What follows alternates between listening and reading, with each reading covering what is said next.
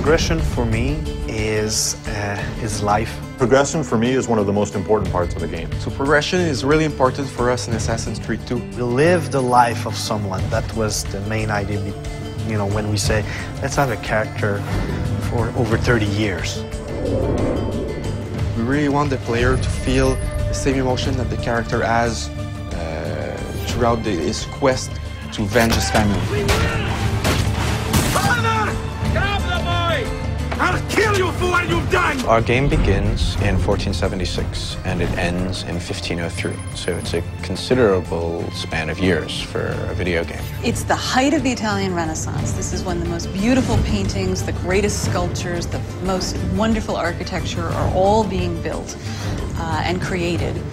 And at the same time, it's a period of political intrigue and drama and violence as well. What do you want, Vieri? So many things. A prettier bride. Oh, and yes, your life.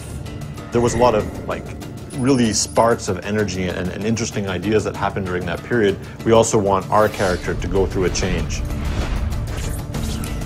I think the mission structure is completely compatible to the time span that we want to cover, in the sense that it allows us to have some flexibility and really focus on the most poignant events that happen in history and in Ezio's life throughout his progression. Throughout the game, he's going to encounter people. I was hoping you could help me with something. He will have friends that will teach him abilities. He will be taught fighting by his uncle. He will learn a few skills from the different groups of different factions in the crowd.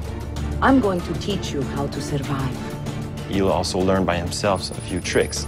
And this will make sure that the player progresses in the game in a way that always varies the experience. If your character isn't evolving and it's not, you're not looking, oh, what's my next new toy, or what's the next thing that I'm going to get to play with, the game will feel stale. So it's very, very important that the game feels refreshing.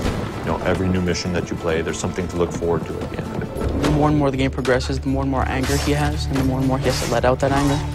So the moves just keep coming and coming and coming on what he can do with the different weapons that he has. You start with just basic sword attacks and the ability to defend yourself. And then we introduce disarming and counter kills, and then from there it all opens up. The player will be requested to actually buy some of his gear. For example, we have the armors, which will give him more health points, hit points in general. He starts with various sets of armor, the first one being just leather armor, and then it moves throughout more metal armor, provides him more protection. In AC1, we sort of gave the player, without any choice, this is what you're going to learn next.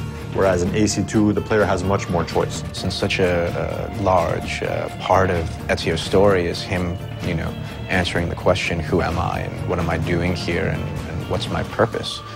You can't answer that question in a year or two. It takes the span of almost his entire life.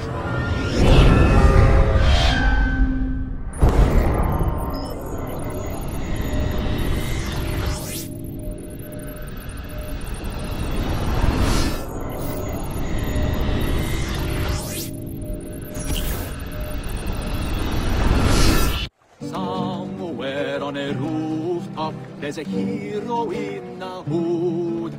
Fear him not, lest you who have sinned, for his cause is good.